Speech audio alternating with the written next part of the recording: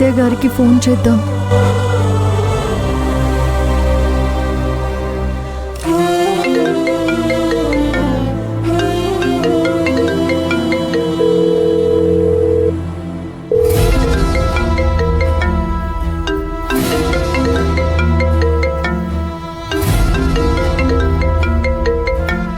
అన్నయ్య friend mobile అనుకుంటా, ring అవుతుంది. నేను వెళ్ళి చూసొస్తాను. నువ్వు వెళ్ళి అక్కడ పెట్టాయి.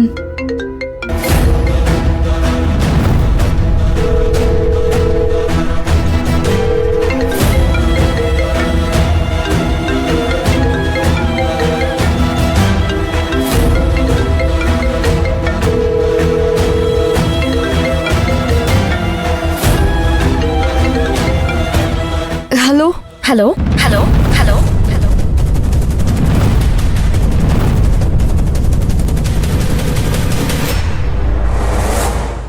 హలో, ఎవరు మీరు? మీరు ఫోన్ చేసింది ఇది అడగడానికేనా? అది కాదు, అసలు మీరు. ఆయన కొంచెం బిజీగా ఉన్నారు, డిస్టర్బ్ చేయకు. హలో,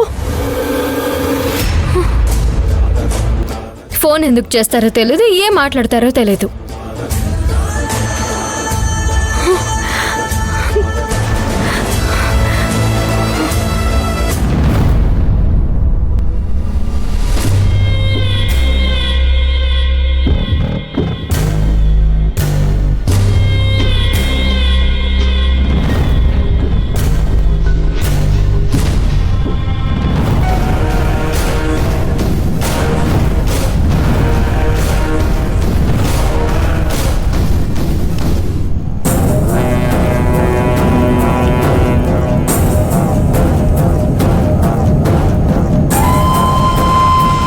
ఏం జాలరెడ్డి, అన్ని ఏర్పాట్లు అయ్యుండయా?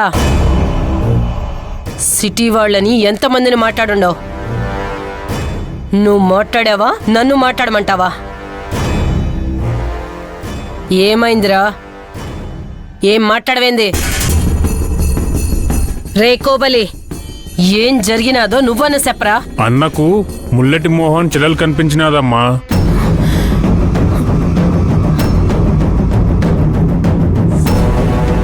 రే జాలరెడ్డి, చంపేస్తుండవా? ఒక్కసాల్తి అవుటా? రే కోబలి, నువ్వైనా చెప్పరా? ఏమోనమ్మా, ఆమెను చూసినప్పటి నుండి అన్న ఇట్లా అయ్యాడు.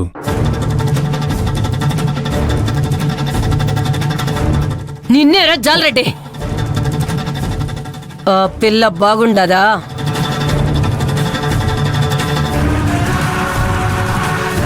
బావుందమ్మా, కానీ ఏం లాభం? రేపటితో పోయేదే కదా. ఎందుకు పోవాలరా? ఏమంటున్నావమ్మా?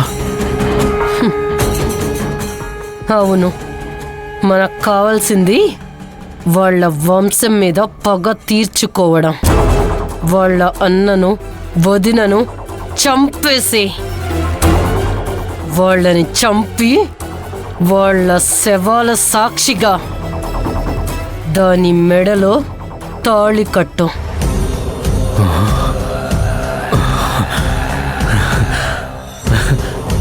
దాన్ని తీసుకొచ్చి మన ఇంట్లో మూలన పడే. ఆస్తి వస్తుంది, మన పగ తీరుతుంది.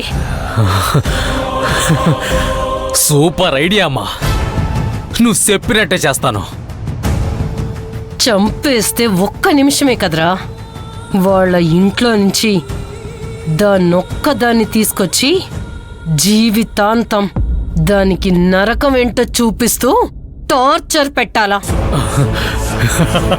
అమ్మా, పగ తీర్చుకోవడంలో కూడా ఎంత బోనస్ ఉంటుందని నేననుకోలేదు.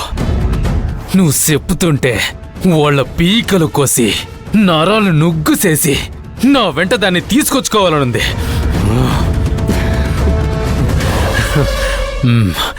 ఆనందంగా పగ తీర్చుకోవచ్చని మొదటిసారి తెలిసిందమ్మా.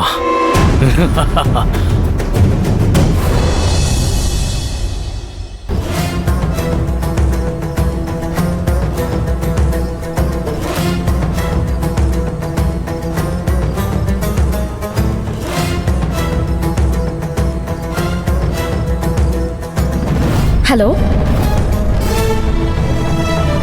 ఆయన కొంచెం బిజీగా ఉన్నారు, డిస్టర్బ్ చేయకు. సత్య గారి ఫోన్ ఎత్తిన ఆవిడెవరు? అంత రెక్లెస్గా సమాధానం చెప్పింది. నా భర్తకి నేను ఫోన్ చేస్తే డిస్టర్బ్ చేయొద్దు అంటుందా? సత్య గారి ఫోన్ సత్య గారి దగ్గర ఉండాలి కదా, మరి ఆవిడెవరు? ఆవిడ దగ్గర ఎందుకుంది? అమ్మా మంజు, ఏంటమ్మా నువ్వు ఇంకా నిద్రపోలేదా? సత్య గారు అక్కడ ఎలా ఉన్నారో ఏంటో తలుచుకుంటుంటే నిద్ర ఎలా వస్తుంది? మామయ్య గారు, నేను సత్య గారికి కాల్ చేశాను. ఎక్కడున్నాడట? క్షేమంగానే ఉన్నాడు కదా? ఆ క్షేమ సమాచారాలు అడుగుదామనే కాల్ చేశాను. ఎవరో అమ్మాయి ఎత్తి ఆయన బిజీగా ఉన్నారు, డిస్టర్బ్ చేయొద్దు అంది. సత్య నెంబర్ ఇంకెవరో ఎందుకు ఎత్తుతారమ్మా? హ, నువ్వే రాంగ్ నెంబర్కి చేసుంటావు. లేదు మామయ్య గారు, నేను సత్య గారి నంబర్కి కాల్ చేశాను. ఆ సత్యానే నిన్ను ఆట పట్టించాలని ఎవరినో ఫోన్ ఎత్తమని ఉంటాడు. ఆ మాత్రం దానికే నువ్వు ఇలా అయిపోతే ఎలా అమ్మా?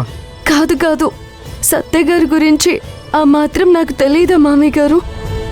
ఆయన ఫోన్ని ఏ పరాయి స్త్రీకి ఇవ్వరు. ఓ, మామయ్య గారు, మిమ్మల్ని ఒకటి అడుగుతాను, చెప్పండి. దాందే ఉందమ్మా, అడుగు. అత్తయ్య గారికి మీరు ఫోన్ చేస్తే ఆవిడ కాక ఇంకెవరో ఫోన్ ఎత్తారే అనుకోండి, అప్పుడు మీరు ఎలా ఫీల్ అవుతారు? ఫీల్ అవ్వడానికి ఏముంటుందమ్మా?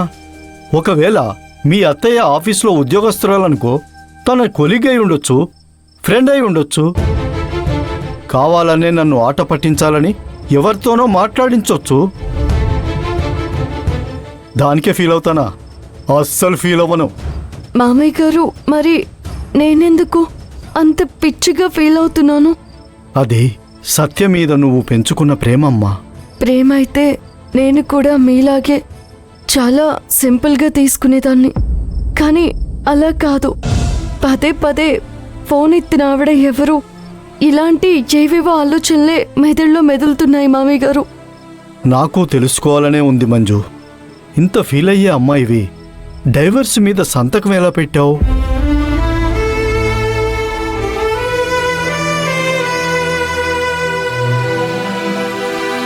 ఉదయం నుంచి అలసిపోయినట్టున్నావు.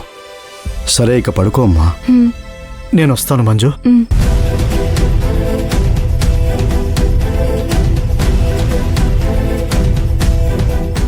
మామయ్య గారు అడిగిన ప్రశ్నకు నాకు సమాధానం దొరకడం కష్టమే. సత్య గారు లేకుండా ఒక్క నిమిషం కూడా ఉండలేకపోతున్నాను. సత్య గారి ఫోనే ఎవరో ఎత్తారంటే తట్టుకోలేకపోతున్నాను. అలాంటిది డివోర్స్ వరకు ఎలా వెళ్ళాను?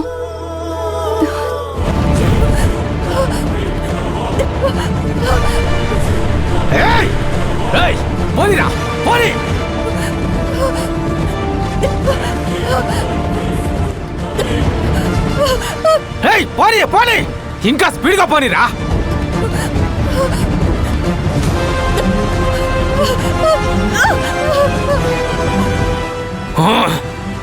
పోనీ.